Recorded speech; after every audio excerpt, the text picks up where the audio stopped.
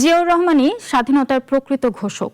ক্র্যাকডাউনের আগে অনুরোধ করা সত্ত্বেও শেখ মুজিবুর রহমান স্বাধীনতার ঘোষণা দিতে রাজি হননি, মন্তব্য করেছেন জাতীয় সংসদের স্পিকার বীর মুক্তিযোদ্ধা মেজর হাফিজ উদ্দিন আহমদ। তিনি আরও বলেন, ইস্ট বেঙ্গল রেজিমেন্ট মুক্তিবাহিনীর ভিত্তি গড়ে দিয়েছিল। সকালে রাজধানীর মহাখালীতে retired armed forces welfare association আয়োজন করে দি ইস্ট বেঙ্গল রেজিমেন্ট ইতিহাস, ঐতিহ্য এবং বাংলাদেশের অভ্যুদয় শীর্ষক আলোচনা সভা। বাংলাদেশের স্বাধীনতা, মুক্তিযুদ্ধ এবং রাষ্ট্র গঠনে ইস্ট বেঙ্গল রেজিমেন্টের অবদান নতুন প্রজন্মের সামনে তুলে ধরার কথা জানান অবসরপ্রাপ্ত সদস্য ও অফিসাররা।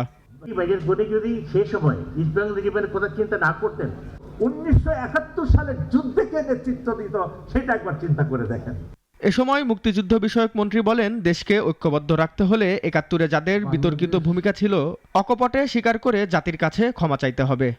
যারা ৭১-এ মুক্তিযুদ্ধের বিপক্ষ হয়ে দাঁড়িয়েছিলেন তাদেরকে এগিয়ে আসতে হবে জাতির সামনে, তাদের এই বিষয়টাকে অকপট স্বীকার করে জাতির সামনে তাদেরকে ক্ষমা চাইতে হবে। প্রধান অতিথির বক্তব্যে স্পিকার জানান, স্বাধীনতার প্রকৃত ঘোষক জিয়াউর রহমান এবং ইস্ট বেঙ্গল রেজিমেন্টই মুক্তিবাহিনীর নেতৃত্বে ছিল।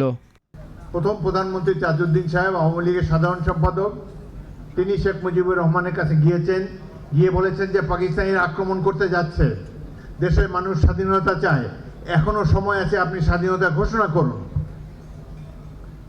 শেখ মুজিবুর রহমান সাহেব বললেন যে না, আমি বিচ্ছিন্নতাবাদী হতে পারি না, পাকিস্তান ভাঙাতে আমার কোনো অবদান থাকুক এটি আমি চাই না, সুতরাং স্বাধীনতা ঘোষণা আমি দেব না।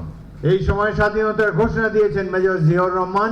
তিনি আরো বলেন, যতদিন ইস্ট বেঙ্গল রেজিমেন্টের একজনও থাকবে ততদিন স্বাধীনতা, সার্বভৌমত্বের প্রশ্নে এক চুলো ছাড় দেওয়া হবে না। যে ঘোষণায় জাতি উদ্দীপ্ত হয়েছে, অনুপ্রাণিত হয়েছে। রেজাই রাব্বি, নাগরিক, ঢাকা।